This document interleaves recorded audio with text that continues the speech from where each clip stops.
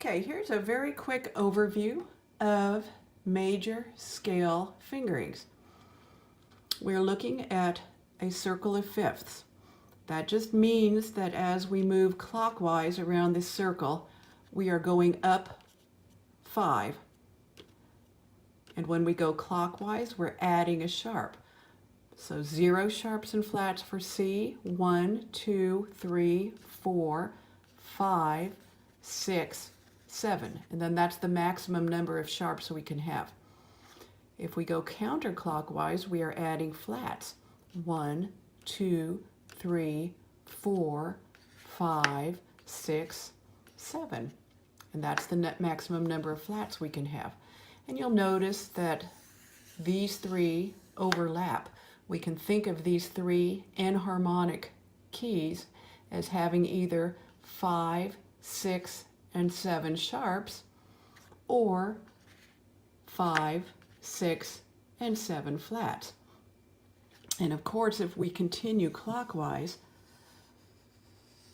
if we're going this direction, we are removing 1 flat as we go in this direction. Okay? So that's the basic theory behind it. Family 1 scales are C, G, D, A, and E. These are sharp keys. The right hand is defined as having the 4th finger play the 7th note. And this works because we only use finger 4 one time in each octave.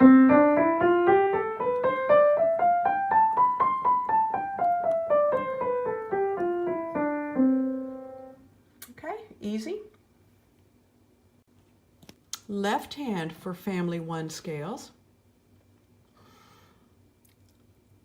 This fingering is defined by the fact that 4 is used on the 2nd note. And again, 4 is only used one time per octave, so if you know where it goes, it's easy. 2nd note. Okay, this isn't the 2nd note, so we can't use 4 here, we have to use 3.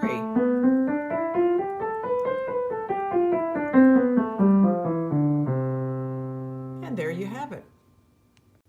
Family 2 scales. We've now moved into the enharmonic scales. The same rule applies to the right hand and the left hand. Super, super easy. That is the rule of 3 black keys. And all that means is that your 3 long fingers are playing the 3 black keys. So, for B,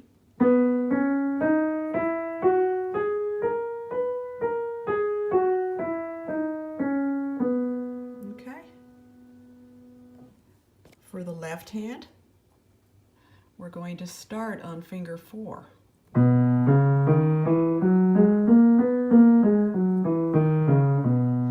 Okay, really, really, really easy. And the easiest way I found to conceptualize these keys is that when you're looking at the cracks here, you just notice whether your thumb is playing on the left side of the crack, as it does in both instances in B. Whoops. Okay, the easiest way I've found to think of the enharmonic keys is this. Okay, say in the key of B we have 5 sharps. They happen to correspond to the black key sharps. The other 2 are white key sharps, or flats if you're thinking about it as the key of C flat. We'll call it B for right now.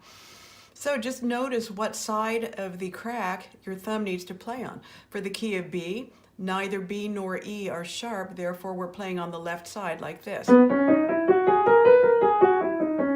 Right? When you go to F sharp, now you have an E sharp because you need to have a half step between the last 2 notes of the scale. So now we're playing on the left side of the crack for B, but we're playing on the right side of the crack here. That looks like this. Okay, and on C sharp, everything's sharp, so we're playing on the right side of the crack both times. And I'm going to leave that in because you saw that even though I played the right key, that was not well centered. So let me do that again. Much better.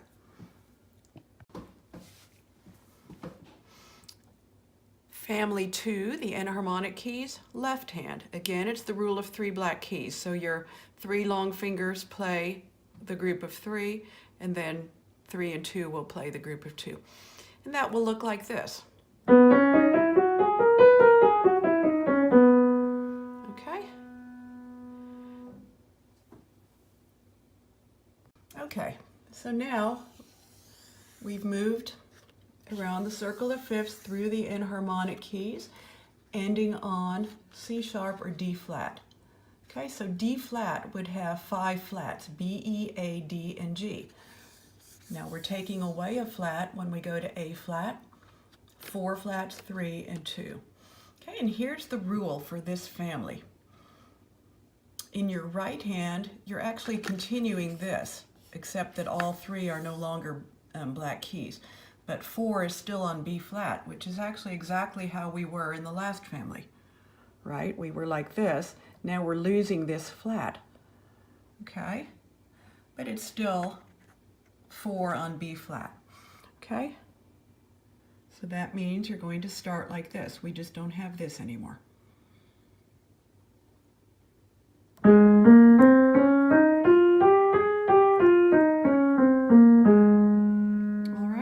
Easy peasy. Okay. Family 3, left hand. This is where things get different. Okay, in your left hand, you want the 4th finger on the 4th note. So let's use A flat as an example. That means we have to start with 3. We use up those fingers, then we put 4 here, so that we have that shape in this part of the scale. And then cross over 3. And you do want to use the correct fingers even if you're only playing 1 octave, because when you go on to play 2 or 3 or 4 octaves, you need to be in the right position. So let's start that over.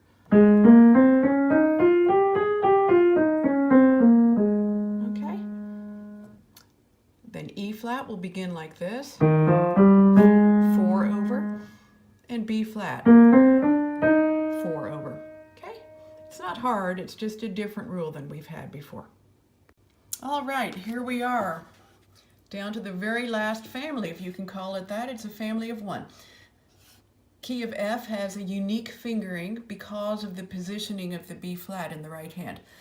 Left hand is actually the same as our family 1. It's just the 4th finger on the 2nd note of the scale. Totally easy.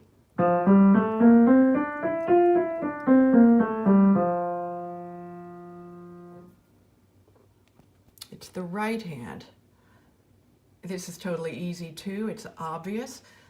We can't go 1, 2, 3, 1 because that's just really awkward getting your thumb up 2 black keys. So all you do is what is natural and easy and obvious.